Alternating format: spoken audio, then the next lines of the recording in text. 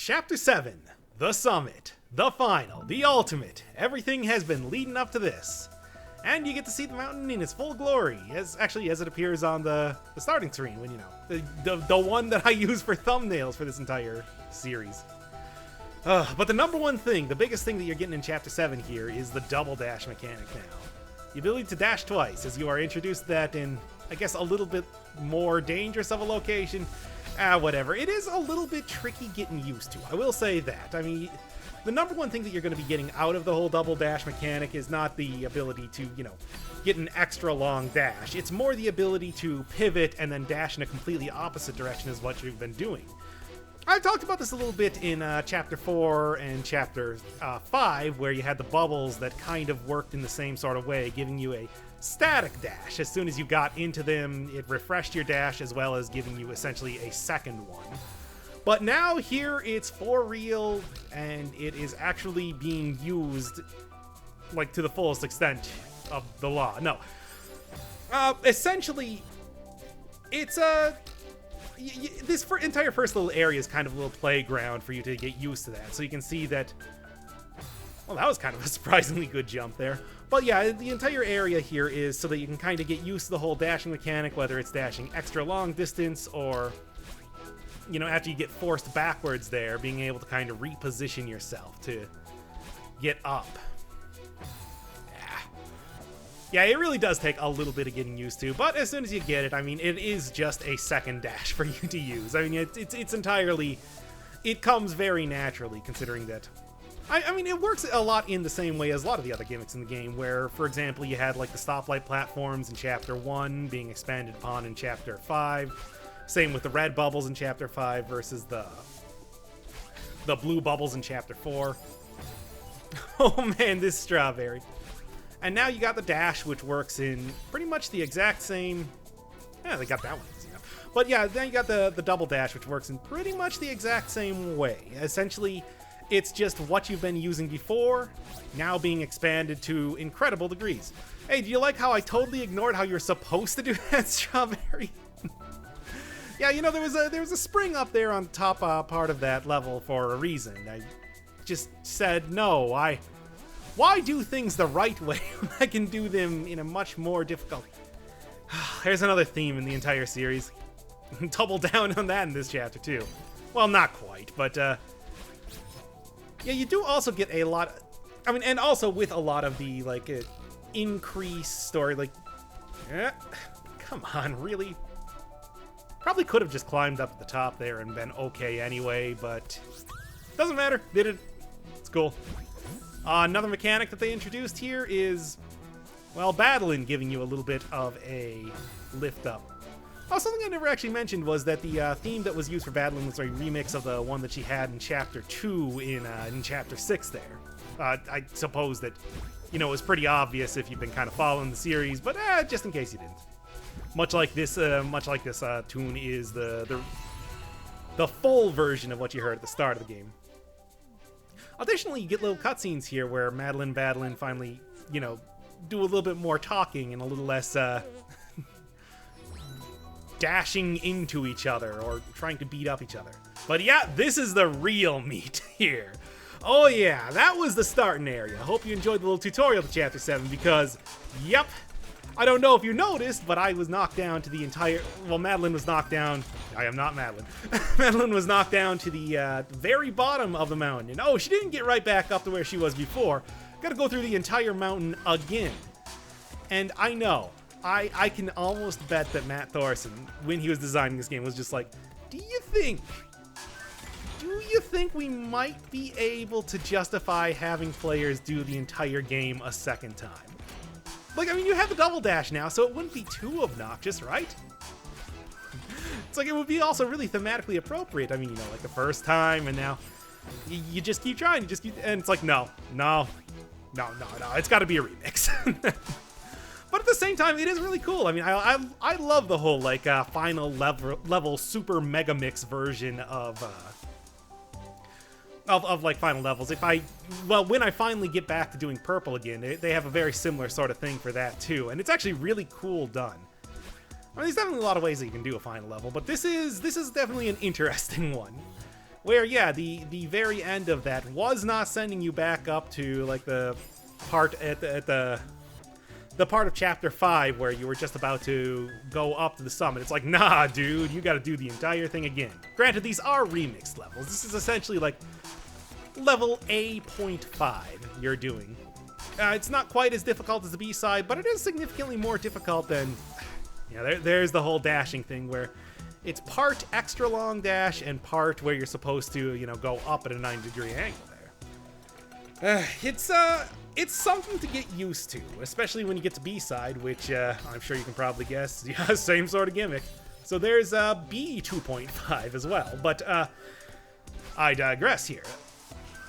So yeah, it's a little bit more difficult, but not like not B-side levels. So I suppose that the person that told me, hey, you might want to save B-sides for post-game, it's like, well, that might not be entirely incorrect, considering that the game is somewhat designed to have almost a 4-part to each area.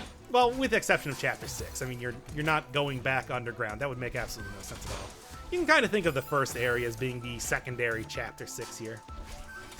Yeah, you can already see a lot more advanced sort of techniques being used. Utilizing, of course, the double dash mechanic, which is the new hotness, as it were. But also, everything that you already learned from going through the previous areas. You get the same sort of momentum platforming, you get the same sort of... Well, actually, the first area really only had the momentum platforming and not too much else in there. I mean, needless to say, as you get on a little bit, it becomes a bit more advanced. I mean, it is kind of interesting to think that, Oh, I saw that. Oh, yeah, there's another thing, too. But yeah, it is kind of interesting to think about, like, just how the game builds up. It doesn't only build up in scope until it's literally the entire game. I mean, Chapter 7 is Celeste. It's just like, it's the entirety of Celeste. Somewhat remixed, but it's like, man. Anyway, yeah, and similarly, instead of getting a Crystal Heart in just one part of the area after solving a puzzle, it's like, no, there's like a miniature Crystal Heart in each area. You gotta collect a gem in each part to be able to collect the final Crystal Heart. Oh yeah, it's a mega mix in every way. And like I was saying, the scope increases for just about every single chapter. You always get some sort of new gimmick being introduced. Hey, probably didn't need to go through that a second time, but I did it anyway, so whatever. Look, it worked, alright? But yeah, the scope increases more and more. You start to get more gimmicks, whether it's the moving enemies in Chapter 3. Well, you get like battle in Chapter 2, as well as the celestial jelly that you go through. You get Oshiro. You get like multi-part levels in Chapter 3. You get obviously every single part of the Doubt Clouds. And then Chapter 4, you get bubbles. You get you get bubbles, you get wind, you get, what was that another thing? Those crazy Mario 3 platforms, and it just keeps building and building until it's literally everything in the last level. It's incredible. Although I suppose Chapter 6, not really, Sir not appearing in this film, but hey, that's how it goes. I mean, I can also kind of understand, like, the reluctance to do Chapter 6 again, considering that was the last chapter you did. So it would be a little bit awkward to actually have that, well, we know you just did this one chapter, go. I mean, granted, again, this video is 1 hour and 45 minutes long. I don't think you're really hurting for content or anything either. Could be more of a, like, time and development sort of... Oh, come on. That was the easiest thing here. Well, anyway... Yeah, and then every single one of these levels ends with Badeline kind of giving you a little lift here in actually usually very unhelpful ways. Much like you were fighting her in Chapter 6, you need to actually interact with her to get the next part of the platform, like ready to go, or the next part of the level, like ready to go and ready to get active. I mean, since she's the one that actually sends you up to the, well, next chapter, as it were, she needs to be up at the top there to actually do that. Does look like something suspicious over here. Yeah. Something that I didn't realize at the time is pretty much every single one of these final areas has something that you're supposed to get there. Of course, you figure that out pretty quick when you see how many strawberries you're missing. Yeah. Classic 80s band, The had a great song about that called Soul Mining. Man, I love that album. Also the name of the album. Oh yes, and every single one of these areas is named like Donkey Kong style, so this one is literally called 1000 meters. And same with the B-side, pretty much the exact same thing too. Yeah, it's kind of weird that the Celestial platforms, the Celestial jelly, I suppose I've been calling them. I don't know if there's any actual name for this. I'm sure you can go bother like Thorson on Twitter, he'll tell you. Oh yeah, sweet skips there. Hey man, I already did the B-side for chapter 2 here. I know how it goes. There we go.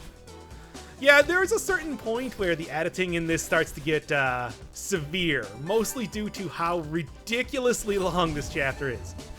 I mean, no surprise. Again, we're doing it all. Just throw it all in. It's all in here, baby. Again, minus chapter 6, but yeah, whatever. I mean, you can even see the, no, not quite. You can even see the city, the Forsaken City, in the background there as you're looking. It's a pretty cool little touch. You know, honestly, when I was initially doing this, I was wondering, just like, so is this like the last vestige of the mountain, like giving you one last challenge to overcome? And it's like, no, wait, that makes no sense at all. The mountain's powerful. It's not that powerful. Although at the same time, oh, by the way, did you see that little Celestial Jelly had a spring at the end there? That's because you're not supposed to know that you can do a momentum jump out of there. That's something that was introduced first in Chapter 2 B-side, so it's still kind of going with that assumption that you haven't done that yet. Yeah, well, Thorson, I got you. I didn't do what you planned for me to do. For better or for worse. I do not regret doing that. I think that kind of spacing them out was a lot less daunting, especially because the post-game has some crazy stuff that I still, even, you know, what, like a month and a half after starting this series, have not completed just because it's one after another after another. It's crazy difficult. Yeah, one of the things, actually, that I've seen lately, that I saw was that Raocow, the first guy that I ever subscribed to on YouTube, good hit there, by the way, is actually doing a Celeste playthrough right now as well, and you could like hear in his voice that he wanted to also do B-side first, but you know, being a guy that doesn't do the ridiculous amount of editing that I do, it's like, I can totally like see that, just like, oh, that's gonna be rough. At the same time, that dude has done like several Daisanoia games, including like Fantasy Explorer Nitroid, and like over half of that series was doing the bonus content, so I trust that he's gonna do it. But seriously though, if you haven't checked out that guy, if you've ever wondered like, why have I seemingly known so much about Mario hacks? It's like, it's pretty much from watching that dude's stuff since he did like EVP, Extreme Variety Pack, back in 2007, 2008. I'm happy that we got kind of like a concurrent series going on. That's how you know that perhaps, maybe one day, I'll be able to surpass the master. But anyway, another thing too to note here is that I guess the mountain does actually have some power because, you know, previously the Celestial blocks only appeared in dreams, and now they appear to be in real life. Well, I mean, so did Battling, but hey, it's that whole power. The mountain is a place of healing. You had to realize that I was actually, again, Madeline. Why am I saying Madeline was actually starting to become healed, as it were, and is giving her a little bit of a heads up with the whole jelly platforms. Yeah, I mean, it's that whole, you know, speaking of that whole thing, it's like, I never really like to do, I mean, I'll probably get into this when I actually do the Hollow Knight playthrough, but like, I've never really been one to get like super immersed into games, like to actually want to name the character after myself, because it's like, much like Badlin always says, I am not a mountain climber.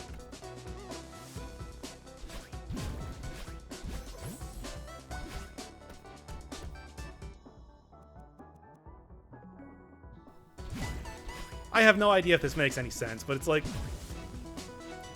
I've never been. That's why I came up with the character of Fancy Dan there that I've been playing for for the extremely unwatched series, not like the Dark Souls and whatnot, because it's like calling it Doc Firebird, even my stupid internet pseudonym, it just feels weird to me. So, what does that have to do with anything? I don't know. Hey, so yeah, the mountain is apparently creating celestial platforms. The celestial jelly platforms, which is super weird. I mean, I don't see why it couldn't. It seems to be pretty powerful, but not like literally bend reality to like recreate cities and stuff. Maybe just brought these into reality like it did with battling, I guess. It's kind of interesting to speculate on exactly how powerful the mountain is, because it seems to be able to do quite a bit of stuff. I mean, also things... Oh, it's so close there. This is actually kind of... not quite a B-side, but like getting there. Although I think just about anything with the ding-dong platforms here, whatever these things are supposed to be called. Every time I hear that doorbell sound, I keep thinking of Mario Maker. But, yeah, it's like every time I see one of those, I always feel like those are much more difficult than just about anything else that you got to deal with here. Anyway, yeah, now that I've collected the next part of the Crystal Heart piece here, the next part for the Crystal Hearts, yeah, remember what I said about, like, those areas always having something? Should have been pretty obvious what that was. But, like, yeah, now I can finally get back to talking with Miss Positivity. I like the grumpiness here. That's cute. I mean, it's very, like, PG bad guy, or at least would be if Badlin wasn't trying to apparently murder you earlier. This was a surprisingly difficult one to get, all things considered. Also, yeah, I mean, the other thing is that it's like, you could also think of this as being like you're near the top of the mountain, but it's just like, why? Maybe they created a secondary sort of, I don't know, city up near the top of the mountain, but why would they create a secondary... Is that aggressive editing again? Why would they create a secondary hotel up here? I remember when I first saw that room, I'm just like, huh, that looks a lot... I mean, it's... Especially knowing everything about, like, the cycles and whatnot, that room seems a lot easier than it should be for, like, a Chapter 7 type of deal. Pretty short, too. I don't know, maybe I'm just getting too overconfident, but I can be overconfident because this is all pre-recorded. Hey! Man, I love the beat. I love the lo-fi cassette track theme for this area. Here, I'll actually, like, let it go for a second.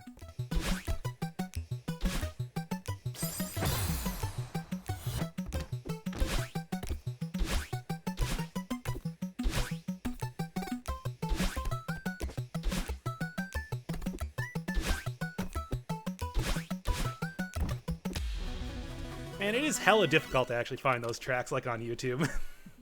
It reminds me a lot of the old Sonic CD, which, if you ever played that, every single one of the past areas had a kind of lo-fi track like that. And they were usually like a... just almost like a Genesis-styled version. I mean, not like in instrumentation, but like in style. Of the...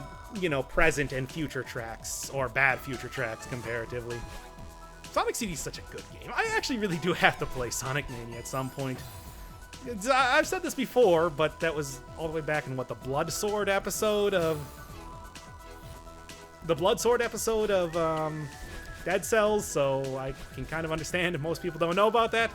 Like, yeah, I really was a big Sega fanboy back in the day. Not like I was, oh man, Nintendo sucks, Sega's all the best stuff. It's like, no, I just really like Sonic.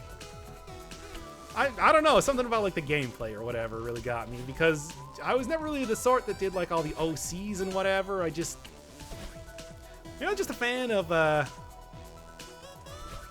that, you know, fast sort of gameplay. I mean, that would kind of inform like a little bit of the Dead Cells, Celeste here, all that sort of stuff.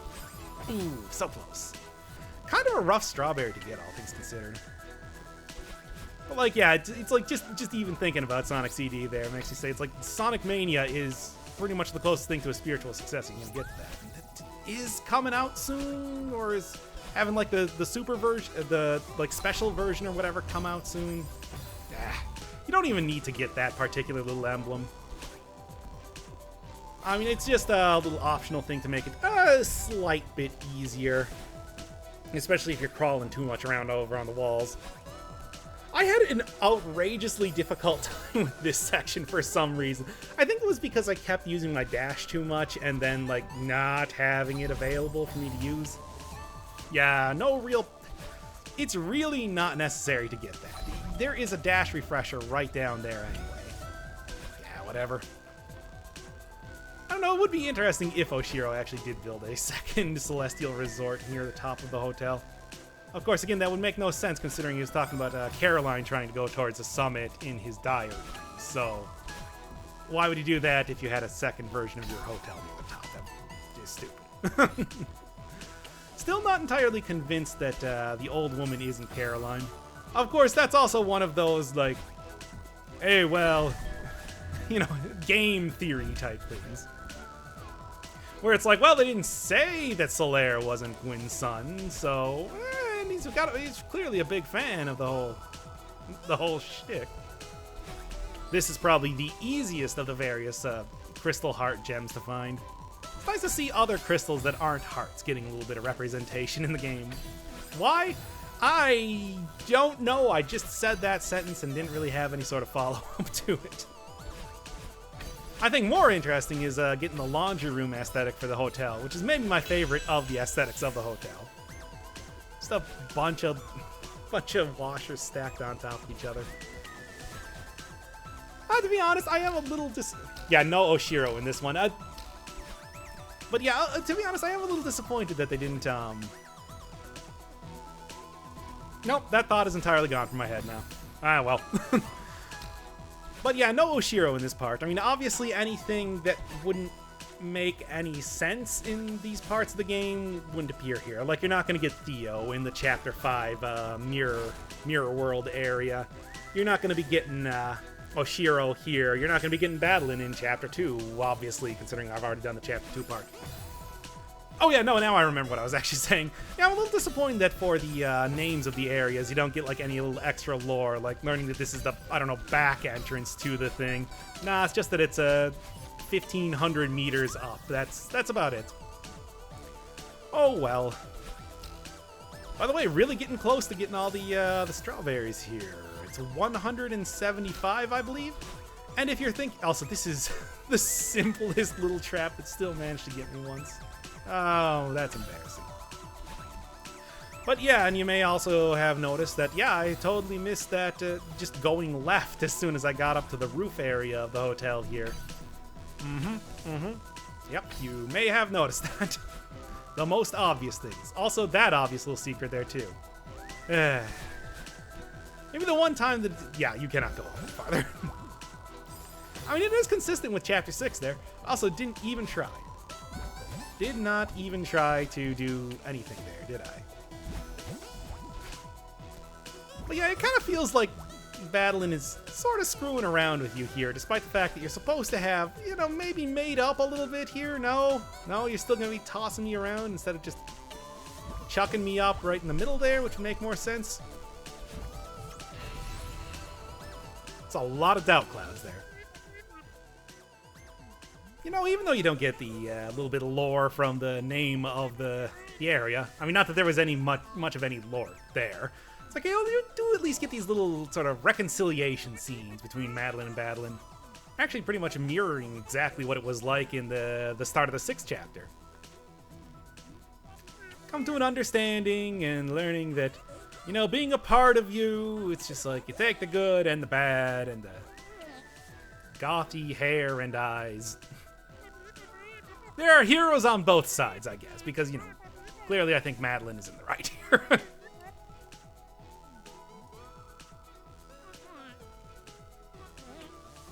Oh.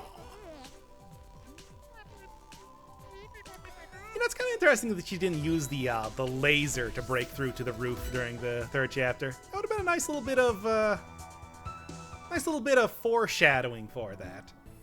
At least, I don't know, I would have liked that. Whatever. Oh boy. Chapter 4. Everyone's favorite. Well, I mean, I don't know why I'm saying that sarcastically. It is a pretty good chapter. It's just, I don't know. I think I just don't like wind. Even though wind is not that bad in this game or anything, it's just thinking about like dealing with it in so many Mario games is just, or any sort of Mario-like games, or any games that just use wind. It's terrible. I think it was first introduced back in Lost Levels, aka the real Super Mario Bros. 2. Oh, internet cracked that one wide open. Also, hey, look at that. It's a little sort of pedestal, almost like back in Chapter 3, to show that you're supposed to do the dash refreshes between screens sort of thing again. Not that I need that. Also, you can clearly tell that there's supposed to be something over to the left there. And hey, I think this is the first time that you're not actually supposed to do the super jump on those clouds, which didn't stop me from dying there, but hey, yeah, you're just supposed to kind of fall off of them so you don't get killed by the spikes. Also, yeah, clearly something way over to the left there. Let me tell you, Chapter 6 is... I mean, a lot of the chapters are not very... I mean, with the exception of Chapter 5, a lot of them are not very open. But like, it feels like Chapter 7 especially is pretty jam-packed with secrets. A lot of stuff to discover in there. A lot of stuff to look around for, and things that may not be obvious enough. I suppose that kind of comes with the territory of having so many Crystal Heart analogs. Here's the wind. Slightly easier, what with the whole double dash mechanic. But also, still, as usual. Everything I said back in Chapter 4 can still apply here. The same thing with everything else I've said for every other chapter too, but I mean, I don't know. Anyway. Yeah, you know, with the extra bubble here, it's like now you have like a triple dash. I mean, you know, I guess that could let you get to like get quite a bit of distance if you're actually trying to use that to its fullest extent, but with the exception of Chapter 5, and Chapter 5 was supposed to be like a big open area, the Metroid style in every way possible. It's like I feel like making super huge levels, I guess there was also that one part, Chapter 6, but yeah. It's like making super huge levels was not really a point that was trying to be done in this game. I think that I want to be the guy, you know, one of the OG sort of challenge platformers like this, or Super Meat Boy similarly, that informed a lot of how you could consider this sort of subgenre to be. It's like it did not have scrolling at all, and I think that it was better for that. Having super ridiculously huge areas just leads to a lot of trouble. So even if you could do it, I kind of understand the decision not to. At least that's the preference that I would have, if nothing else. Hey, got that little mechanic back here again. Mario 3 blocks. Mario 3 is such a weird theme in Chapter 4 here. I mean, sure, why not? It's a good enough theme as any, but it's Chapter 4. Why not throw in Super Mario Bros. 4, the Super Mario World stuff in there? I was just saying, that's the one I know. This is actually a surprisingly difficult area. I had a lot of trouble with it for, well, obvious reasons. You gotta be quick, but you also gotta be accurate. I mean, that is pretty much could be the tagline of the entire game, but what do you want from me? Outhouse there. It's good to see that the outhouse is still considered a very important background element for all things Chapter 4. But yeah, it's, you know, it's simple at what you need to do here. You just doing a little bit of wall climbing on the side, and then you got to jump up to the top there. But that last jump, as you saw in that one death that I had, is real hard, real difficult. It is not a cakewalk in any way. Here, I think this is the one where I actually get it. But you never really get to... You know, you don't really see too many really huge platforms of this version, but boy, do they not have too much detail on them. I just noticed that. It's pretty much like a box within another box, and then a little tiny arrow on top of it is... I mean, again, Mario 3 reference, but at the same time, it's like, it looks like something you could create in MS Paint in about 5 seconds. Wind is actually going to make this one easier, if nothing else. Well, at least it wouldn't have if I wasn't so afraid. You don't get the strawberry does have to take time to laugh at you. That is its undoing. And then obviously, so it's like you can dash up into them. It's not that big of a deal. Oh boy, you can already see, like, when I'm actually watching this, it's like, when you're playing it, it's hard to kind of see the secrets, but when you're just watching this, it's like, oh man, they're all so obvious here. Don't worry, I at least do get this one. I think I actually get it right here. Well, okay, give it one more. Like I said, the editing gets more aggressive. This is a very, very long area. I can't be... Oh, it just eventually got to a point where it's... Yeah, there you go. Obvious, right? That's the whole idea of the LP tax, as it were. Actually, I had somebody in the last video say that, just like... kind of getting the full experience of the game without having to watch me just get frustrated at missing everything all the time forever because I'm trying to do commentary and, you know, do it live and everything. It's like, oh yeah, that was like an integral part of the channel when I was first creating it. I'm like, you know what, I want it to seem like I'm as experienced as a speedrunner type dude while also not actually needing to spend the time to learn how to speedrun. The magic of editing and post-commentary. I think this is the last time you actually see the seeds. Oh, it's disappointing. But hey, it's like you can kind of see that it's like this one is a puzzle to do. It's like going from one side to the other is not entirely obvious there. And especially the wind picking up the second that you pick up one of those seeds is didn't make it easy. But you know what? It was a good one. I'll miss you, seeds. You were fun. LP tax. It's like, oh boy, you can really see that anytime I do a stream. If you want to watch me utterly fail at everything, tune into one of those. Speaking of which, I was doing Death Road to Canada. Probably going to be doing that a little bit more. Or maybe I'll make an actual video on it now that I got like a Kepa mode unlocked. Continue the Canada trilogy. Although, technically, Toronto and Brainlord had nothing to do with Canada. But it sounds like Canada, didn't it? Toronto. But anyway. Canadian games. What am I doing with my life? Play Deus Ex Human Revolution next. That would really complete the Canadian trilogy. Or at least that part where you go into Montreal. But anyway, yeah, there is densely packed with secrets, old Chapter 4 here. So there's still a lot of stuff to do. I mean, you probably already noticed that I have not gotten the crystal in this area just yet. And I'm sure you have already figured out where that is. Yeah, that's one of those areas that... I mean, now, like, all the way back in Chapter 1, I had... Come on, Battling, get over here. She looks like a little eyeball looking around for you. It's cute. But, yeah, all the way back in Chapter 1, trying to find some of those little secret hidden areas. It's like, yeah, learning the language of the game. And even though I think I am significantly better at it now, it's like, not perfect still, to say the least. Oh, yeah, you can see the secret right there. Every single time. Always right next to the exit there. Ah. Well, you can fly. I think you'd be fine. I mean, I don't know if, like, Madeline dies if you die. I mean, that didn't happen back in Chapter 2, so no. Or Chapter 6. Yeah, wait a second. I'm seeing a lot of holes in the logic here. Means a lot to me. Me? Oh boy, this area. I mean, you know what it is. Chapter 5. Mirror Temple.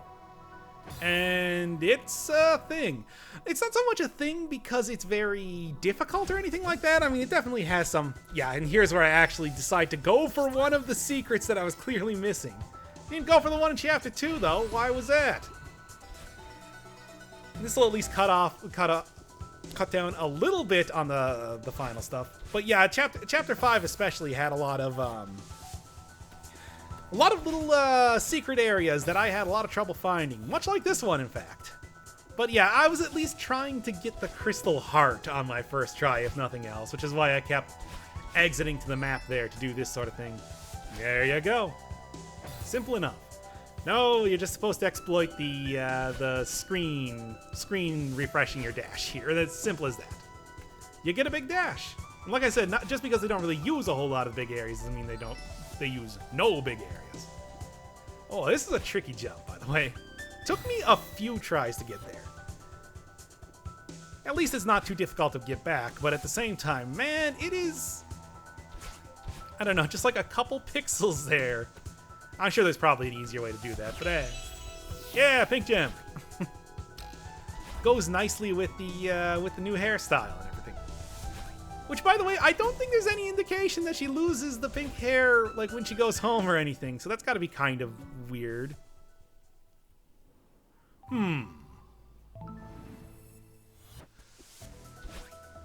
Oh, and actually, also speaking of the new design stuff, she's not carrying around the backpack on this one in this level.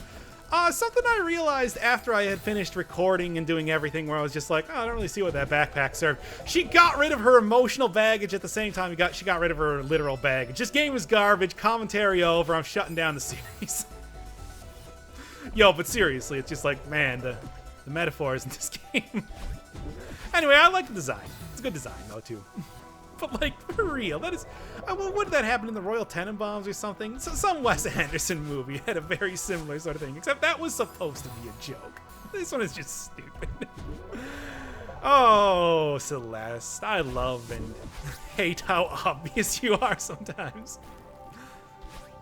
But anyway, yeah, you saw that little secret area up there. That one just baffled me for so long. I mean, it's pretty obvious what you're supposed to do. Is you're supposed to find a... You are supposed to find a bubble to go through that area. However, what I was thinking was that the bubble was going to be on this side. No, not quite. Should just dash downwards. But yeah, what I was thinking was that the bubble was going to be on this side. Not so much. Come on, it is like rule number one. You always check behind the throne, and you always check well, behind the throne, behind waterfalls.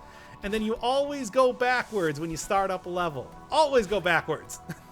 Because you gotta see what's happening there. Otherwise, how would you have seen Madeline's car in the very first chapter?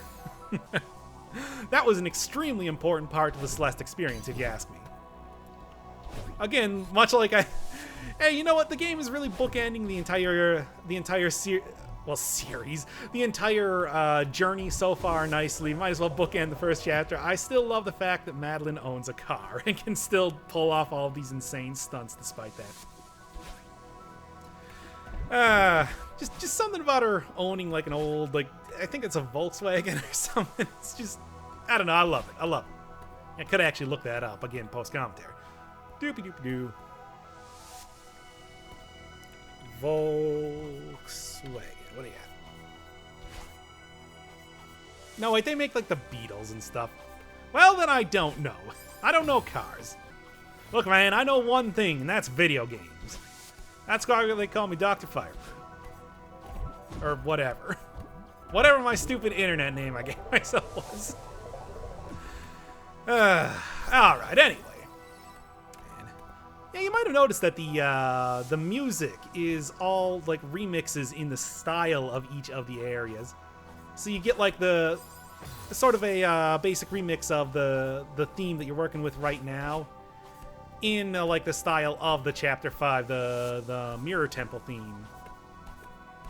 It's pretty cool. It reminds me a lot of Spiral Mountain, Teddy Bear's Picnic, which Grant Kirkhope did a lot of crazy stuff with, whether it was, you know, doing it like jaunty pirate style, like throwing in accordions or whatever, or giving it a bunch of farty horns for Rusty Bucket Bay. I really like that. It puts a nice capstone on the whole like music for the entire again, I was gonna say series, for the entire game here, where it's like the game really played around a lot with like how the music, you know, built up, cooled down, you know, throughout the entire thing, and now you're just getting like the full mega mix picture of it. And man, let me tell you, I really do love this whole theme as like the mega mix being the final level. It's like usually you get a lot of different final levels, whether it's, you know, your Mario your giant castles, your the voids, showdown on a spaceship or in a mansion or whatever. Crazy lava land, that's another Mario thing that you usually get. It's like here, this one is always fun because it's literally everything. Also, it gives me the ability to use the term, that was really close. It also gives me the ability to use the term Mega Mix, which is exactly like Sega Mega Mix, that game where you can play as Hornet, the car from Daytona Racing, in a fighting game. Of course, they didn't actually use it as like a car in the fighting game. It was just a car model that was rigged up to like a normal person, which, you know, I guess is okay. But like, I wanted like you to be doing donuts and like doing like some low rider, you know, like piston pumping for like your basic attacks and like, you know, rush downs being literal rush downs with the car. Come on, that would be awesome. But again, that has absolutely nothing to do with Celeste, so what am I even talking about? Sega Mega Mix. What a game. But anyway, yeah, this also is another area with a lot of little secrets right at the end here, because I don't know. I guess that's the real thing. It's like a lot of the secrets appear right at the start and right at the ending. Also, I had a lot of trouble with this area. Yeah, you're not supposed to dash. And also, the screen moves up. Which, why? I don't know, but it does. But yeah, I think like a lot of the secrets in Chapter 7, especially here, are packed right in the start and, well, screwed up anyway. Are packed right in the start of the level and right at the end of the level. Well, the individual sections. Which, I mean, you can kind of think of like chapters as being worlds and each one of the sections as being levels. I am doing that right now. I'm making that comparison. Also, you do get a nice little pink explosion if Celeste dies when her hair is pink now. It's like, yeah, keeping with the whole theme of the game. Also, her hair gets a lot more volume when she's in super mode, when she's leveled up here. Finally go to the next area, the next town. Yeah, it's just like every single thing has something that you can hit in this area, including one area that was, I think, the last strawberry that I had to find in Chapter 7. You take a guess. It's symmetrical. Yeah. Oh well. Oh yeah. And this is not only it. The mountain has been climbed. Nearly 45 minutes in. So there's only an hour left in the video. Like, jeez. Well, now you're helping me go forward, so whatever. Oh, that's deep.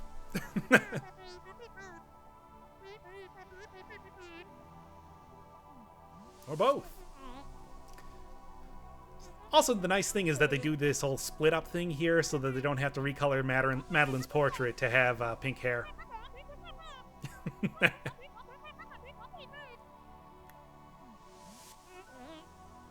I mean, you're gonna do everything together anyway, because, you know. I mean, I'm gonna assume... I'm pretty sure they say in this chapter that, yeah, it's like Madeline's gonna disappear as soon as Madeline leaves Mom, which, you know, whatever. Although at the same time, it's like, I don't know, it'd be also kind of funny if you just had Madeline sitting on Madeline's couch, like, while she's going to work or whatever, and being like, hey, come on. Come on, Madeline, do something. You've just been watching Maury for like 3 days straight.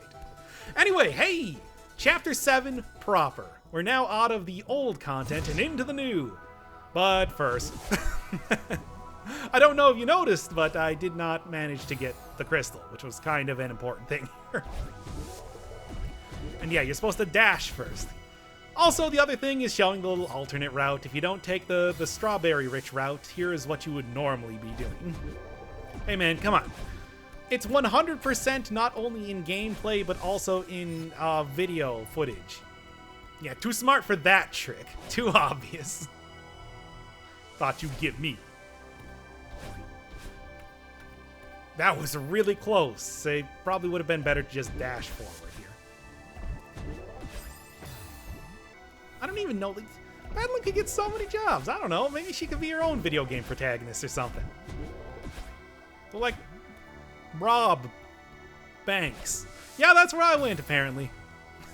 Blast in there with the lasers, and then fly, create 3 clones of herself to cause confusion. This is... I don't even know. Point is, battling should be making money rather than spending money. Anywho. Yeah, otherwise it's pretty much the... Yeah, that's not a very difficult sort of thing to get, but like that's pretty much the ending there. Yep, and here's where I'm just like, okay, come on. There's got to be something here. Yeah. Man, remember that one strawberry in Chapter 5 that I had a ridiculous amount of trouble getting for no real reason? Where it's just like all you had to do was angle the bubble downwards to be able to get it. I mean, the entire room had like all the breakable blocks on it, so I can't say that it was entirely... Well, okay, that's just making excuses for myself. What am I even saying? Yeah, but first, before I go around and do the very obvious route, yep, grab that strawberry there. A little bit of a little puzzly area, not too bad though. And yeah, I mean, come on, I already found the secret area. I know where I'm going. There and there. And a little drop-down area too. Look at these just like really basic angle jumps, but this is exactly what I was talking about with how you use the double dash to kind of get like 2 dashes out of each dash. Well, to get like multiple directions out of each dash, where you go up, down, and it also looks really cool too. I like that. And there. Oh, that's very B-side to be a... Oh, it's a big opal. That's cool. Maybe it's a pearl? Nah, it's probably opal. And jumps you out right there. Jumps you out? Dumps you out. I don't know. Okay, finally, Chapter 7 proper, and it's got an excellent color scheme. Sort of a pink version of the Chapter 4 thing, which, you know, again, that's basically my spirit animal if a spirit animal was a color.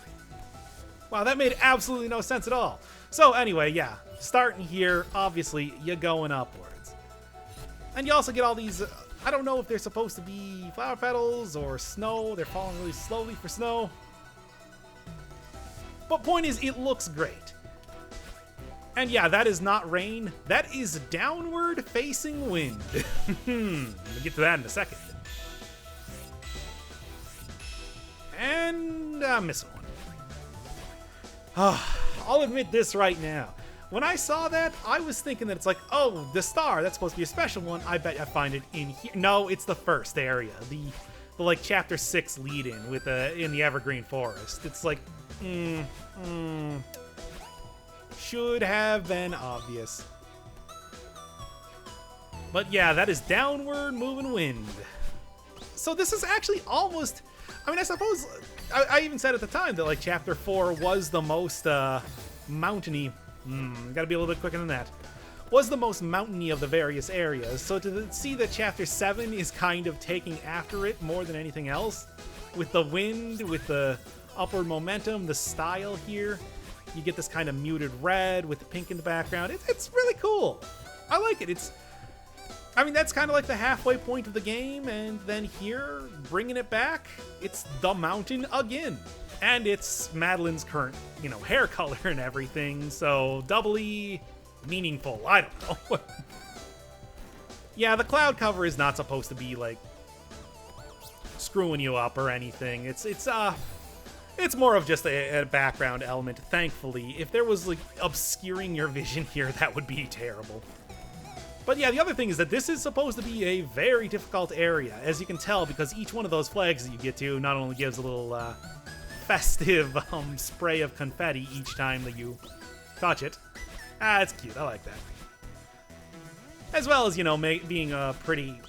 I mean, it is like straight up a mile marker. I also have no idea why that was considered good enough for a checkpoint. They also do work like checkpoints, like as if you were entering the level, so that you respawn at each one of those. Yeah, this area is supposed to be a rough one. Should go without saying. Screwing around with gravity, though, it's pretty much the same as normal wind. I really did think that this was rain at first. But yeah, screwing around with wind was, it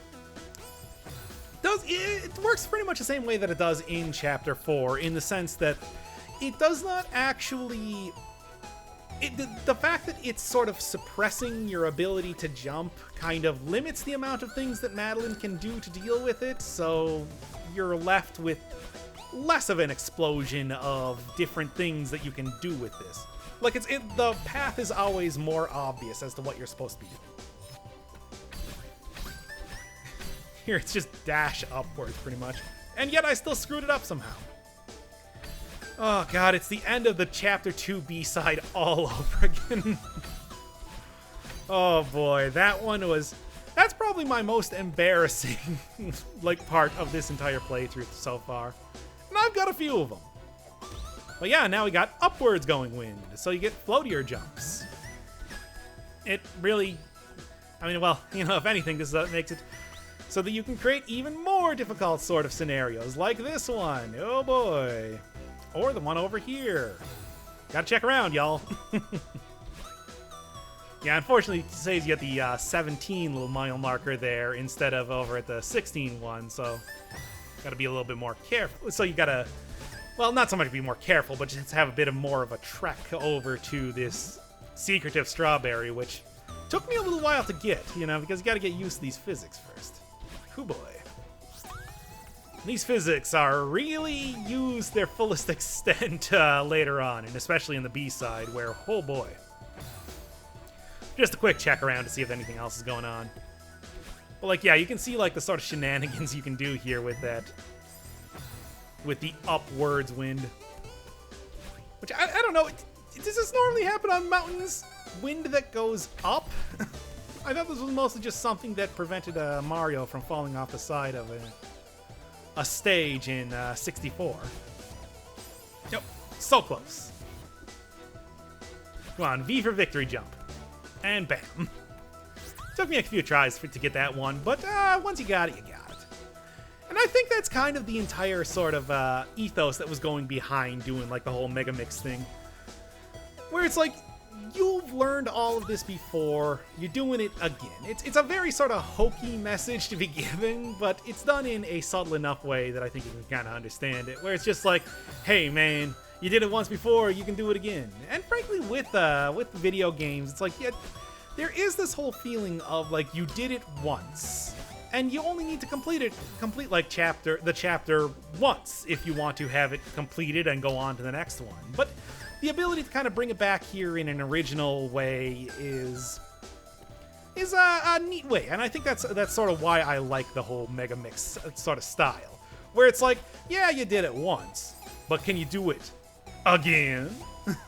Of course, this is actually new, and you don't get the proper Mega Mix, you don't get the proper mixed up version until you get the B-side of Chapter 7 of this one, at least. And, not quite. Come on. There we go. And then, of course, it creates just the tiniest area for you to go through. I do like also the mile markers giving you a very clear indication of how close you are to the ending here. It's like you can just... You're literally given, like, a countdown to glory here. It's definitely a way to get you psyched up for the very end of the game. The design here is strong, is what I'm saying. And there we go. 12. Whoo boy. Man, and it's like this entire huge marathon of a level. It's like, yeah, can you imagine what B-side is like? Well, when I got the B-side cassette, that was actually when I did B-side. So, this footage is all after I had completed B-side of Chapter 7. Yep. Well, what I wanted to do was I wanted to have that done before the ending, but apparently actually beating B-side unlocks the epilogue of the game anyway. You just don't get a cutscene or anything like that. Fun fact. Why do I do these things myself, you may ask? And that's a good question that I do not have an answer to. Glutton for punishment. Got an appetite for destruction, and also extremely difficult level design, even before I beat the game for some reason. Still, come on, that's interesting. You can apparently unlock levels by doing B-side before you even complete the A-side version. That's cool, right? Right? So yeah, like the gentle introduction to all of these new mechanics. Nah, screw that. I wonder if that's specifically designed so that you are just barely able to make it before you run out of stamina. If so, kind of cool. Yeah, that upwards momentum really can carry you quite a bit here. Oh, and also, now that Madeline is without a backpack, she does have a couple new idle animations where she's kind of like pacing in place, you know, ready to go sort of thing, rather than just kind of like hitching up her backpack. Still does the thing where she... Wow, so close. Still does this thing where she sort of like sneezes because it's cold or whatever. So, it really is a sort of like redone version specifically for the last chapter here, which is neat.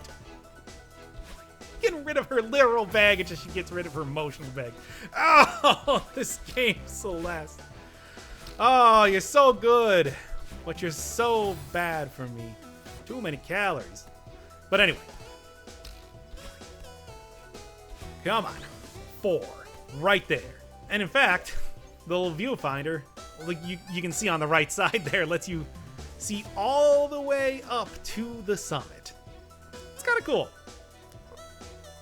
Like I said, lets you get that sort of preview of what it's going to be like before you actually get up there. Even does this little cutscene. Oh, I'm gonna teabag that flag so hard. Because I ruin every moment in every video game, always. It's like a personal brand. Were you feeling an emotional connection to this character? Well, time for me to teabag the ending. Ah, terrible. But anyway, yeah, no, there's no, like, magical MacGuffin or anything as soon as you get to the top of the mountain. It's literally just a big ratty red flag. You're doing it for the experience. The journey is enough. The journey is the destination. I mean, also you get a really nice vista of, I don't know. I'm either thinking like Vancouver or Toronto.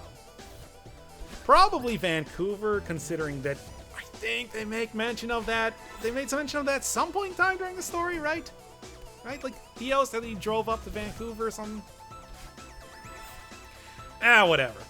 Anyway, yeah, final stretch here. Are you enjoying the game? Because I guess I'm going to talk more about Canadian geography. Ruined it! Ruined everything! It's like my superpower. But yeah, I get a little bit of sheer cliff climbing here. That's kind of a big theme in the Chapter 7 part of Chapter 7. It really does go high, or heavy on the, 1. And this is a little bit of a victory lap. It's... Well, you know what? Hey, here. I'll actually give it the respect it deserves here. Let's, by shutting up.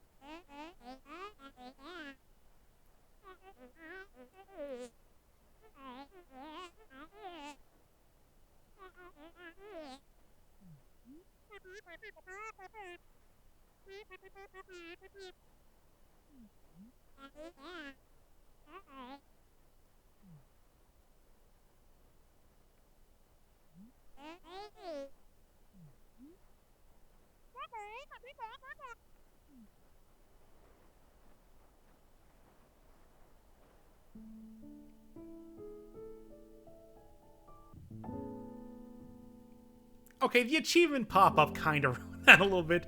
Why did I never disable that? Throughout this entire series, completely forgot. Anyway, yay, I did it. I done beat the game.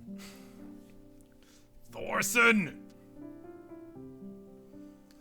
And I do like this little ending here. The credit sequence is just straight up walking all the way back through, well, everything. Including the Mirror Temple, which, why? Why do you keep going to that place? It's never good. Cute.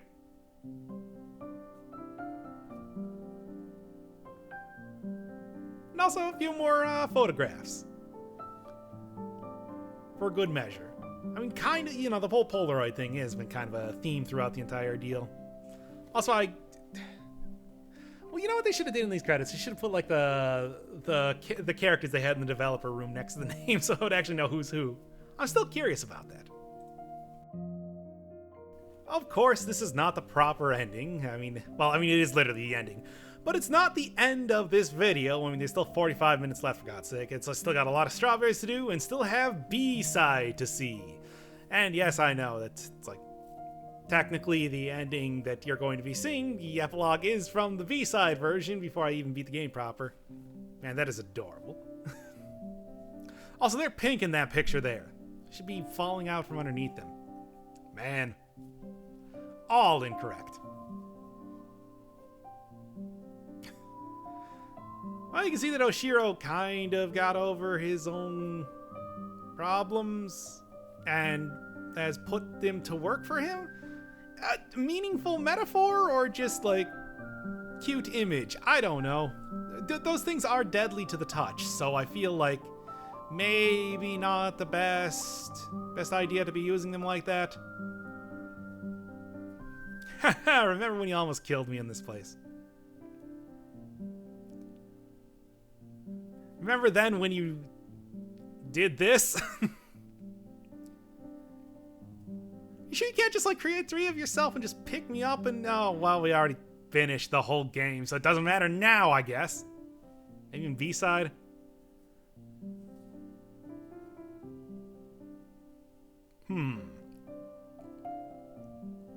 Hey, F-mod. I use that for stuff. Then you can see that the bridge has been repaired from the very start of the game. It's pretty cute. Bluebird looking as giant as ever.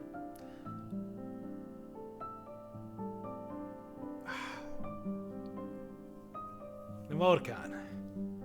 You put an emoticon at the end of the game. Thorson!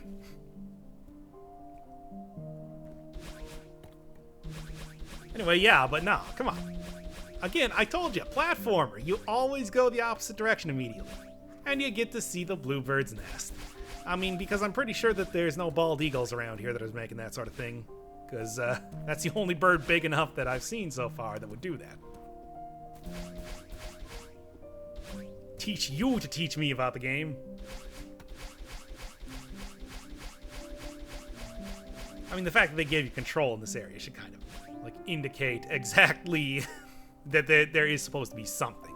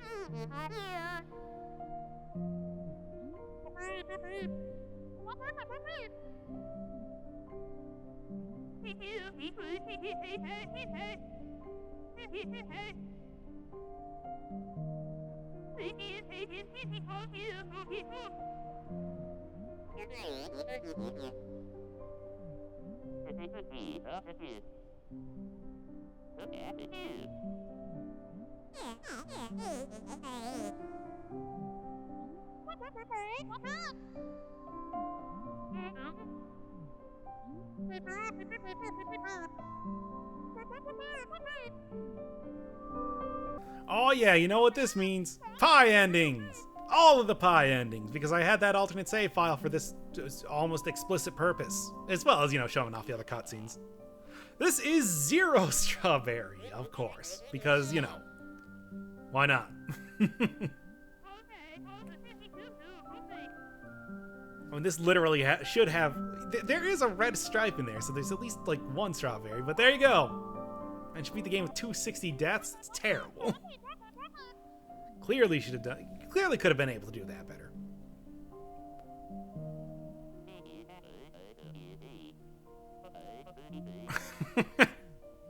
This is 25 strawberries, I think.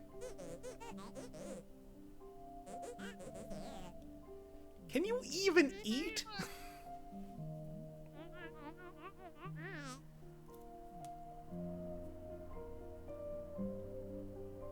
Oh, 30 strawberries.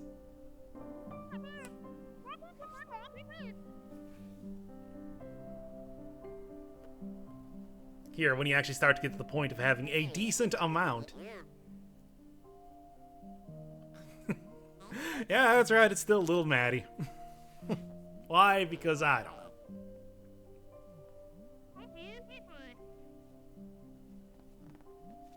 It's like, you know, pies don't really become better the more fruit you put in them, with the exception of that first pie. I mean, clearly that was not a pie. That was just sweet dough, which is pretty good if you like cut a pie crust into strips and then like sprinkle sugar on it. That's some good stuff. I like it.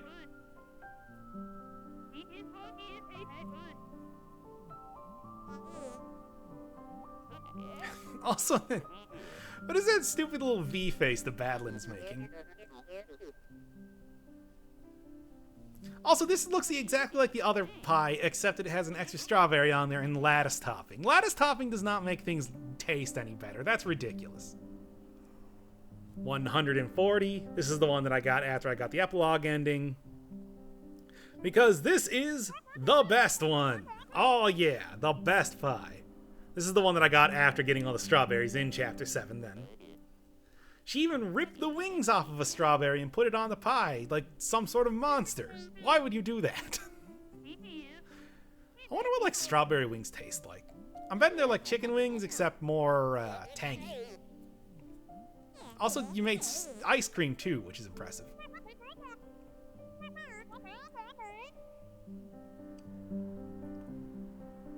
Worked really hard. And obviously I will be getting the rest of the strawberries, I mean... But wait. What's this then? Yeah, this is Chapter 8. I mean, come on. I think we all saw that coming. But that's not for today. That will come later. And obviously the fact that it has a gigantic heart inside there kind of indicates exactly what you're supposed to do. Or the theming that we're going to get there. And the fact that it's inside the mountain. This strawberry right here. Somehow, for some reason that I cannot explain in any way, my brain did not comprehend that you can just jump through that little piece of wood there. It's like it's the most obvious thing, and yet this took so long to find. I combed through the Chapter 7 part of this, the final part, to try to find that for so long, and it's like it was just right there the entire time. Because there's always something right at the end of each one of those sections. Ah, why? Final. No, well, I was kind of expecting the spikes to disappear, but sure, why not? Oh yeah, there you go. Pink Sunrise. Appropriate name, to say the least. I mean, an extremely literal name, if nothing else. It ain't exactly heavy and frail, or like quiet and falling, like had the other names. Yep. Yep. I mean, they even denoted it with a little fire hydrant there, and then of course, even with the barrels there, like in the original Chapter 2, and obviously, I mean, the fact that I didn't go back for that one actually kind of surprised me as I was getting that strawberry. This one was pretty difficult. I wouldn't have guessed to go down here if they didn't, tell me exactly what section you're supposed to go in. Also, one way there. Of course, finding the second one was very obvious. Now, this little area is very B-side. It feels very B-side because this is actually a pretty tough amount of jumps that you have to do, knowing that you can only stay onto a decent amount of those walls for a limited amount of time, as well as having only so much stamina. It took me a few tries to get that one. This one a bit more straightforward, but also can be a little difficult. Really close there. Even closer there. Ah, well. I mean, it's like, you'll get the deal. 999,000 short of a mil. And still nearly screwed it up anyway. Moving objects. Not great with them. There's the other extremely obvious secret. A flying strawberry based entirely around the fact that you need to get up to the top of an area without dashing, and then you need to dash to get it. That's interesting. It's really just that one little doubt cloud there that says any difficult to deal with at all, because the timing can be a little tricky, but not that tricky. Oh, look, even a little chair set up in that area. That's nice. It's pleasant.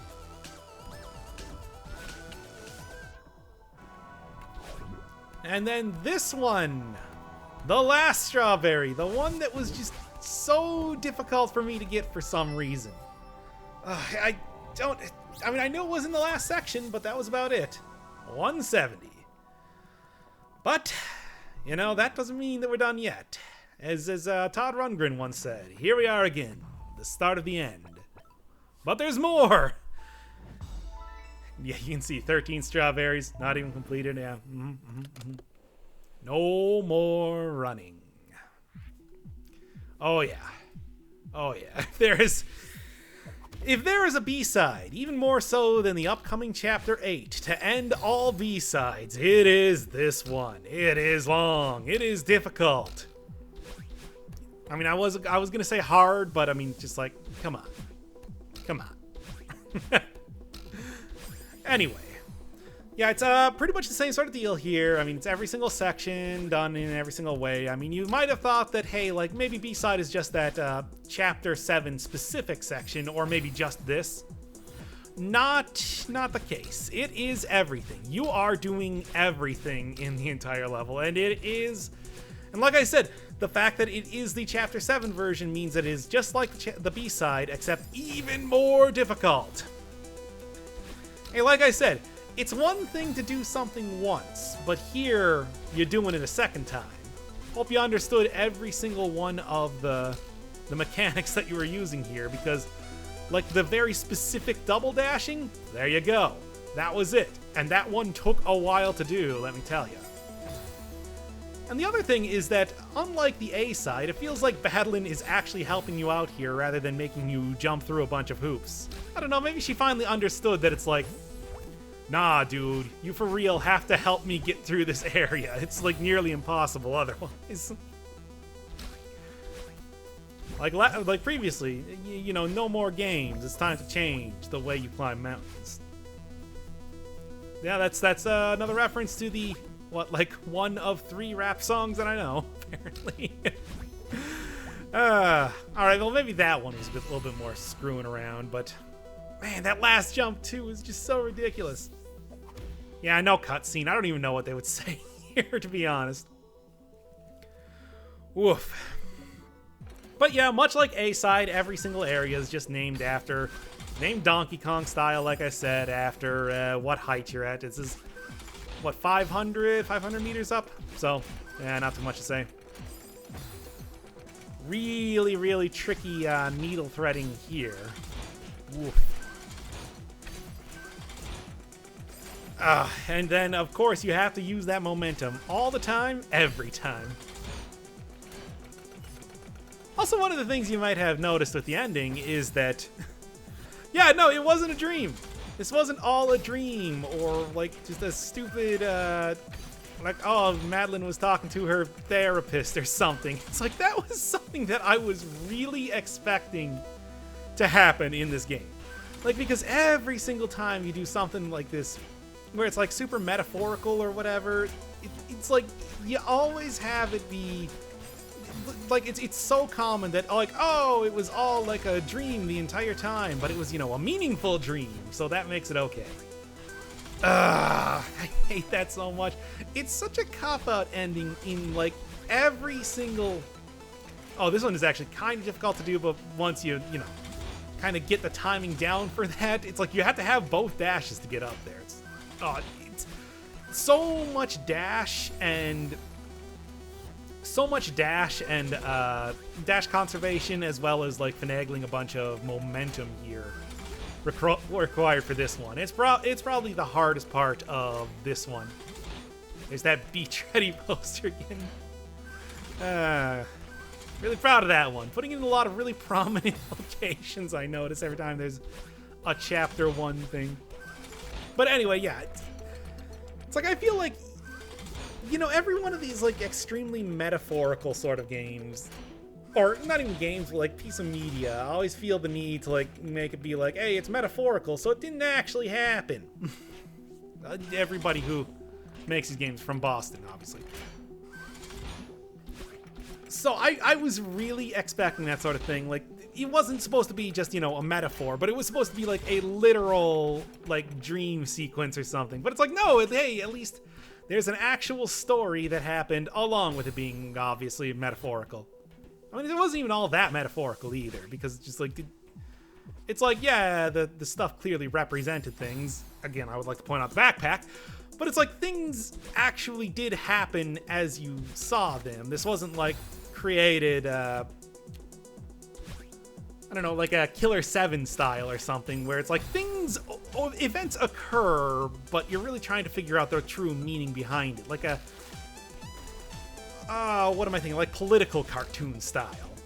That's a pretty rough jump to make. It's not even over. Yeah, they really make you work for it. Some of these areas can get pretty long too, especially. A little disappointing that they don't have specific versions of this remix for each area. Double remixed. But hey, I mean, you know, you can only expect so much too. Oof. Like, this is, yeah, like, especially this one. It's such a long area too. When obviously once you get it once, it's not too bad, but that little caution sign in there. It's cute, but it's also like, come on. Gotta be better than that. And come on. Yeah, well, definitely one of the things that got me killed more than anything else is bouncing off of that into the spikes on the far side, because if you don't control your movement enough, you will careen directly into those, and then, well, too bad. But there you go. And as always, I refuse to actually learn how to do wall jumps and just grip onto the wall like it's my literal and figurative lifeline. Game can't make me. I'm nearly done with it after all. Still got a couple more extra things to do. Let's just say that right now. Things that I think you'll understand in time, and not just chapter 8. There's even stuff past chapter 8. Let's just go with that. I mean, hell, there's 5 strawberries missing. Didn't you notice that? I mean, there is only 175 wink strawberries in the game. No, I'm not getting those. But anyway, Yeah, this is a really tough little section. Looks cool too, but like if you didn't realize that that's what was happening, it's like, oh, like, kind of out of luck. You're gonna run out of stamina before you get up there. Oh well, that's just how it goes sometimes, though. It's like especially in B-side, there is a little bit of trial and error, even though, hey, you know, I'm not a huge fan of that in-game design, but it's like if you were really going for it, I could see you getting this on your first try. Just, I mean, that was the sort of like issue that I had back in Chapter 6 related to battling. After you hit battling, like your bounce off was sometimes a bit unpredictable, especially in B-side. But yeah, starting out immediately, it uses that whole momentum that you get from jumping through there for the whole momentum that you get for jumping through the space jelly to like show that you are indeed in B-side and you should know how to do that. Just a very, very acute dash control required in this. It's nothing more than that, but it is still very difficult. Like you can see finally pulling out the old fast forward here for this one, because especially that ending one where you have to kind of loop around because the jelly is spiky on all sides. Yeah, dashing up, dashing down, a lot of 90-degree dashes. Ugh, that was a rough one. Let's just go with that. Of course, needless to say, this is all child's play compared to the final portion, the proper Chapter 7 portion of this, which gets into absolute insanity levels of difficulty. Oh, man. But not quite there yet. Still in good old Chapter 2. The dreamlike one of the most dreamlike of them all.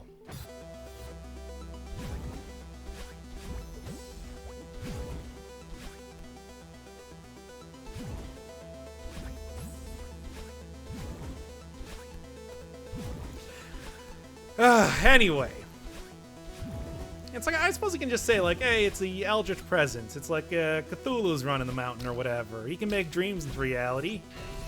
It's unknown Kadath around here. That's why you get the dream bubbles. Oh, Chapter 3.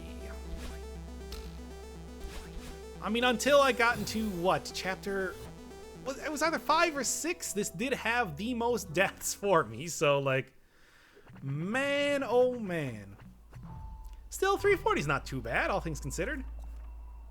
Yeah, here, just looking at the names. Nothing too new or interesting. Again, not going to get any sick, like, Dream Alter or Mixmaster type of messages here. I mean, yeah, that's what foreshadowed the entirety of Chapter 7, the fact that... the final part of B-side for Chapter 5 is called Mixmaster. Right? Right? No, that makes no sense at all. Okay, great, yeah. Oh, still, it's like very, very B.5. It's everything except out of B-side, but at least these parts are a little bit shorter, all things considered.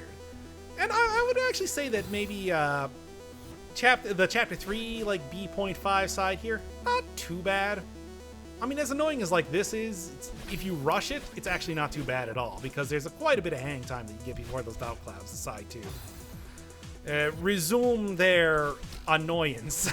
Let's just go with that.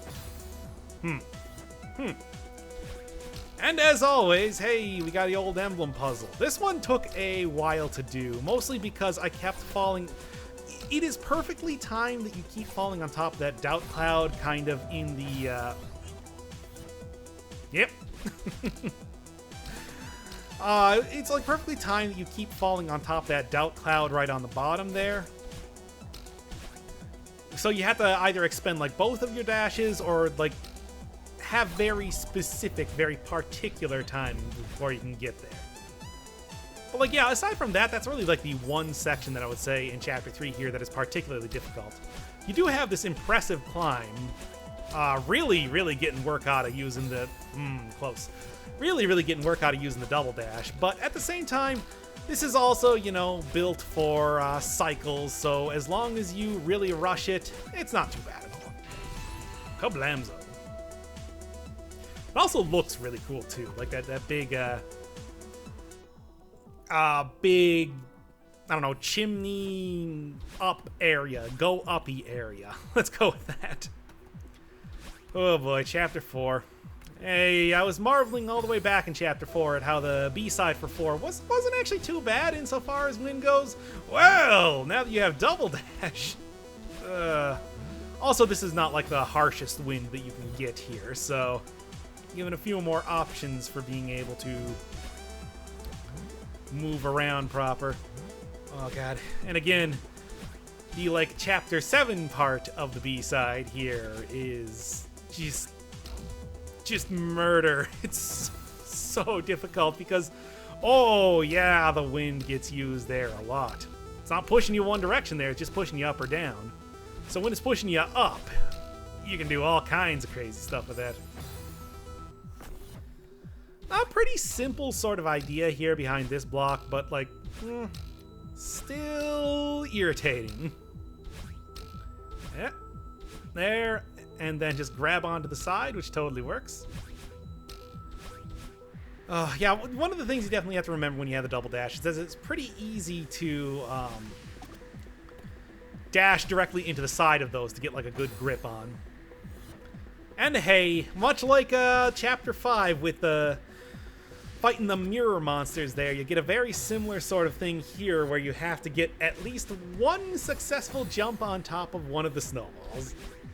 Of course, there's also wind happening at the same time, so it is a little bit more difficult than what happened in Chapter 5, but like just recognizing how difficult, well, okay, you only have to do one in a row is more what I meant, but and then do that twice. But it's like, yeah, recognizing how difficult that is, especially in wind conditions, it's kind of funny to think that it's like, yeah, that's what made it into the B-side section. Thankfully, not too bad stuff for like the Mario 3 platforms, which could have gotten so terrible. But the usage of wind here, it's like I give it 2 thumbs up in irritation. It was a trip. I mean, it ain't over quite yet, but like it's having to use battling here, with the exception of this one last section where you got to be a little particular with how you utilize your dashes. This one is not nearly as bad as like that first section where you had to make those very, very tiny dashes through the crystal, which were just rough. Let's just go with that. And there you go. Barely touch battling there before he's gonna fall back down again. Okay, Chapter 5. Yeah. What did I say? Ruin everything. Doesn't start out too bad, but at the same time, well, actually, I think, you know, much in the same way that I talked about in other, you know, B-sides about there being like a warm-up and cool-downs, well, warm-up, you know, tough sections followed by kind of cool-down sections. It feels sort of like 4 was rough, 4 was kind of difficult, so 5 at least starts out okay, and then immediately goes into this. The exact same sort of thing back in the Chapter 2 version here, except this time using the red bubbles instead. Oh boy. Oh, that last part especially, where you have to have the 2 dashes to go down there.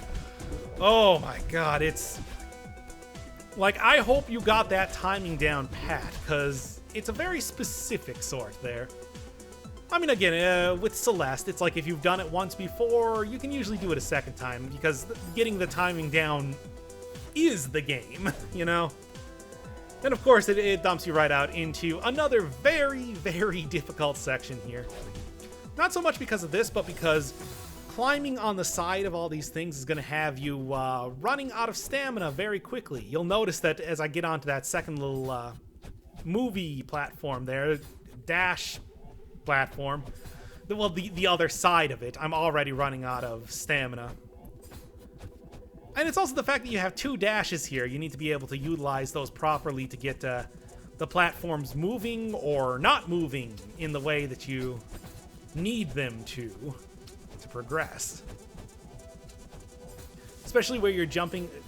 It's like, yeah, dashing on that second part there ascends the platform upwards, and then you dash on the second one as it's going down before you dash toward. Oh, it's just all a bunch of stuff where having that 2 dash does give you a lot of opportunities to really exploit the mechanics of these areas even further, because it's like it was already built for 1 dash, now you gotta just build it for 2 dashes. It's definitely interesting, despite doing the whole like Mega Mix style, Thorson never really planned to put in, apparently never really planned to like mix up any of the different types of gimmicks that you get in each, close, but nope. They never really tried to mix up each of the gimmicks. You don't get like these dash platforms with, I don't know, like the doubt clouds moving around, although there is a Chapter 5 specific version of that that's like the saws, but you know what I mean here. Like moving the dash versions of these with like the stoplight platforms from Chapter 1, or like the cosmic jelly, where if you dash through that, you're activating the platforms.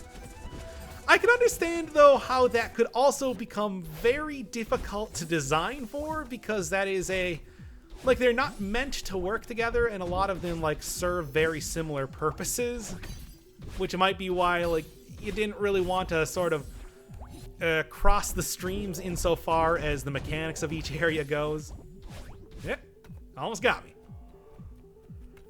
Still, though, I think that would have been an interesting sort of twist for... I mean, yeah, far be from me armchair, literally, because I am sitting in an armchair, like the rattiest armchair you've ever seen, but that's what I use to sit at a computer. To do some armchair games design here, but I think that would be a pretty interesting sort of mix-up, especially because this is sort of supposed to be the mix of every single area, minus Chapter 6, in the game. Trying to figure out how to get the various different mechanics of each area to work with each other. Hell, that could have been like a B-side by itself. Throw on like the aesthetics of this area, but then throw every single mechanic into a single like huge Frankenstein area, and that's your B-side. Of course, you would also think that's like, maybe save that for Chapter 8. Chapter 8 has its own mechanics. It's like it's like the reusing of stuff here, the bucking the trend of doing the old Mario thing stops with Chapter 7 here, where they decide to do the least Mario thing and just reuse everything possible in just a festival of the entire game. Like I said, Chapter 7 really is Celeste. It is the microcosm of Celeste. There's so much stuff going on here. It's great. And it's also terrible, as you can already see. Like, holy crap, it's already very specific sort of jumps, very particular sort of jumps you have to make here. It's not even too bad just yet, but it's like you can already see the... Hey, wait a second, did I skip ahead there? Ah, crap. Oh, well, whatever. I think you understood exactly what I was trying to do. I'm not going to remember to edit the back end. Ah, no. Anywho. Oh, yeah. And of course, as you would expect, the easy part is the downward facing wind. The hard part, oh my god, this section. Well, like, I want to say, what is this, 14, and then what is it, like 7 and 9 and 7, as far as mile markers are just the insanity. This music sounds really good sped up. Just as an aside. It's like, oh no, with the wind pushing you upwards and your dashes and everything, you are expected to make some insane jumps here. Because you're so floaty. And it took me so long to get the timing for it. It's just, oh man, oh mama. Like, it's especially that last part. You see, as I get onto that second cloud, how you're supposed to kind of like weave around there and then you use both of your dashes to go forward. It's so difficult. And that's not even the end of the section. There's more there with like a little springy platform and everything. And I don't know, maybe this was just a me thing, and it's like anybody else that got this far into doing B-side here. Yeah, no. And anybody that got this far into doing B-side had a better control, but like the fact that this looks like the really good level design, the really good level design room in I Want to Be the Boshi is kind of telling. That's that whole, you know, like you finished something really difficult, so you just kind of like have a sort of freak out and die immediately. It wouldn't be a Celeste video with me, you know, making progress and then just immediately running down a pit or into spikes. Oof. Oh boy. It's like this part is the true Dark Souls starts here. Like even this part, I'm still reeling from I guess that was what, 13 or 14? That was 14, right? Or maybe that was 13, the mile marker. But like, oh man, this isn't even the difficult part. All you gotta do is just like hop right off of that. That's the difficult part. Where you have to do like a dash up and then like angle dash up, and it's a smaller hitbox than it looks to like. Come on, to successfully do that one there, even though it seems like it gives you a pretty wide breadth. Or maybe I was just still reeling from mile marker 14 there and just couldn't do it because I'm dumb. 10, halfway there. This one is just a little bit of climbing. Gotta conserve your dash though. This one's just a little bit of climbing to make sure that you know kind of how to maneuver around. Thread those needles more than anything else there. You don't have to worry about getting cloud physics to function with you. Oh no, that comes up again later. Don't worry about that. Just don't run out of stamina. Because you have that one... I mean, you can see how that one little last area is very specifically designed, so it's just like, oh, you better have that dash, otherwise you're dead. It reminds me a lot of the part where you enter the mirror and had to drop down in Chapter 5 B-side, where they did try to do that same sort of thing like one last time. Oh, hey, look, it's that other mile marker, number 9, that I was talking about. Oh, did you not have enough of jumping on those clouds where you had to be exactly at the tippity top to be able to get over that without using all of your dashes? Or any dash at all, because you need to have both of them? Oh, this area. And the nice thing is that from 10 to 9 there, you see that little teeny tiny, like, nice little walk section. Just like, hey, good job, dude. Have like a nice pleasant walk where there's no obstacles there. Because you're in for it now. Oh god, just even looking at this is bringing back memories of just like this is edited down from like a straight half hour of trying this section. It took me so long. And yeah, you remember how that one earlier time when I got to Chapter 3, I had like 300 deaths? Oh, that didn't stay for too long. Oh, and then when you get all those very specific, very difficult cloud jumps done, you gotta go through a very similar sort of 10-mile marker deal where you have to get all of that wall climbing down. Make sure you don't run out of stamina because you need to get to the battle in eyeball? Whatever it's supposed to be over there. Oh, it is just a nightmare. Which is, again, what I was expecting this game to be. Literal, not metaphorical.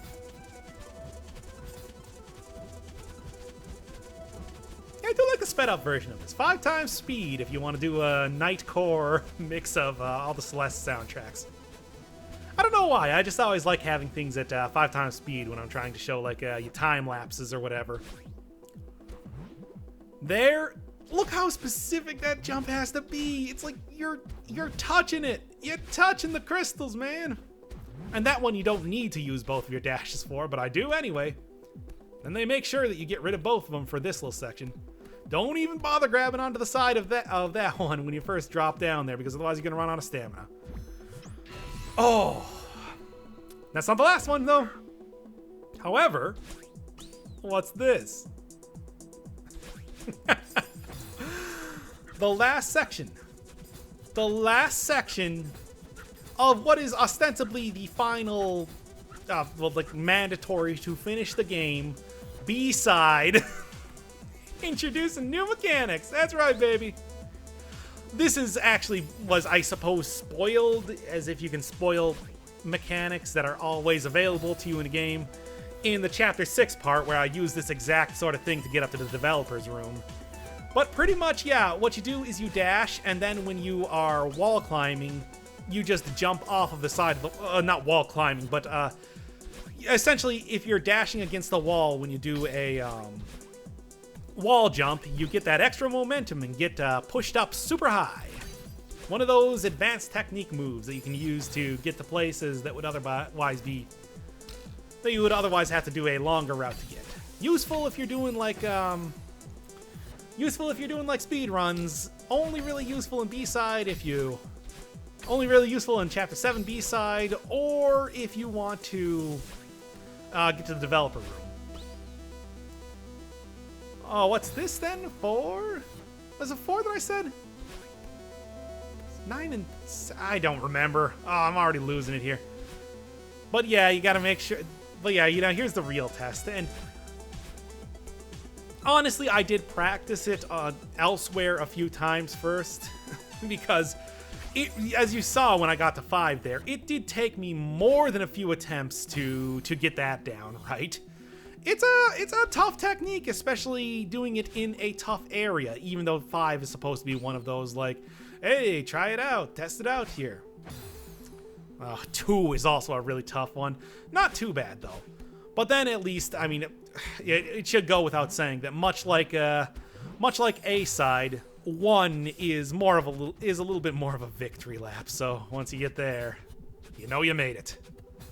Until then, though, hope we can thread those needles.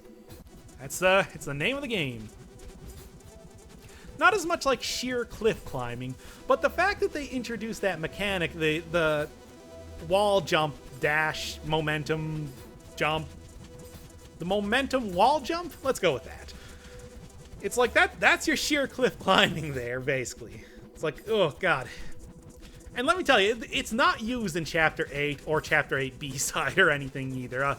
Just to let you know that right now, it's not like, oh, well, now that you know that mechanic, it's like jumping out. It's like learning the tutorial thing at the start of Chapter 2 B-side. It's something mostly used for this area, and also, you know, if you're speed running a specific other section. I think the best part of number 2 here is that, yeah, you got these pretty difficult jumps that you need to do, and very, very specific areas that you need to fall into and fall out of. And then at the last second, oh yeah, you gotta do the wall jump one more time. That's how you show mastery. Then here, just take a deep breath. B-side. Ha! Teabagging! Yeah! Ruined it! Ruined it immediately! Oh, and there I just had to stop the recording just to make sure that it was there. Yeah, just to really canvas that area. You go, Madeline. Obviously, there's something more here. And I had to check. Come on, it was... But yeah, the very final section here. I need to get a little bit of non-canon dialogue. Not that it really matters. It's not saying anything important. Of import. No one can stop us now. It's the worst Mikolash anybody's ever done. But yeah, you had the lo-fi, the Beat Block Galaxy part. Can't forget about that. God, I love this song. This one's so good.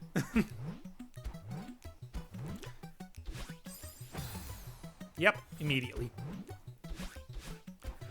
Oh boy. This is a pretty tough one too. Usually the Beat Block Galaxy type areas are more of a... Well, I've been using the phrase a lot, victory lap. But this one is actually a rough one. Although Chapter 2, as I mentioned before, being the like absolute nadir of the entire series, probably. At least the most frustrated that I got at the game, in all likelihood. It's like, might kind of cue you in. It's like, this sort of jump is rough. It's a tough one. It's like, yeah, you don't go now. You like jump up once and then you go up to the next area. Jump and then go. And then you can see some pretty tricky wall jumps up there. God, again, I love this track. Ah, it's so good. I should just mix this track louder compared to like everything else here. I certainly have enough edit points to be able to do that. I don't know if you've seen the rest of the video. Holy crap. Like the entire timeline of this video is pretty much Swiss cheese with the amount of edits that I did in this. Oh, but that's chapter 7 for you. That's how you know it's a good one. There. As always, getting those cycles proper is the easiest way to do this. Rushing it. There. Get on top, and bam. No more running. With the most foreboding looking achievement that like exists in the game. Looks like somebody nuked the mountain. Jeez.